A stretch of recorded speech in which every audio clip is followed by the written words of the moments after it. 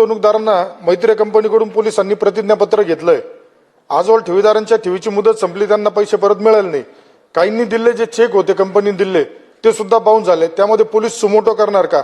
आणि मुख्यमंत्री महोदय बी आलेत, माझी विनंती होती, महाराष्ट्रात मैत्री ग्रुप ऑफ कंपन्यासारख्या अजून किती गुंतवणूक कंपन्या आहेत ज्या लोकांकडून ठेवी घेत आहेत। या सर्व कंपन्यांचे वार्षिक ऑडिट घेत असताना त्यांच्या संशयास्पद हालचाली जाणून घेण्यासाठी शासनामार्फत यंत्रणा स्थापित करण्यात आली आहे काय?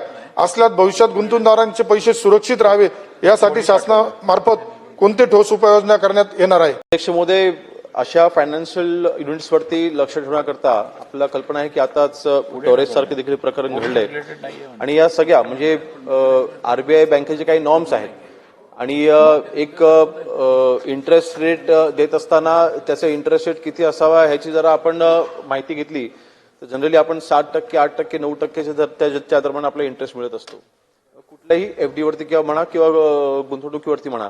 पण ह्या काही इन्स्टिट्यूट्स आहेत ज्या महिन्याला 15%, महिन्याला 20% आणि मग एक 6-8 महिने तर तो परतावा द्यायचा आणि जनतेचा विश्वास जिंकायचा आणि मग फसवणूक करून पळून जायचं।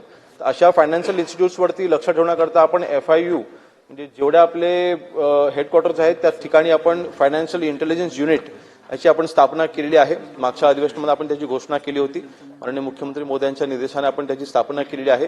ह्या फायनान्शियल इंटेलिजन्स युनिटच्या माध्यमातून ज्या ज्या ठिकाणी अशा काही फायनान्शियल इन्स्टिट्यूट्स आहेत ज्या अननॅचरल इंटरेस्ट देत आहेत त्यांच्यावरती लक्ष ठेवायचं काम करेल आणि कुठे आपल्याला शंका येत असेल तर त्या ठिकाणी त्याच्यावर दृष्टीने कारवाई करेल आणि फ्रॉड व्हायच्या अगोदर आपण ते रोखण्याचे आपले ते प्रयत्न असणार आहेत।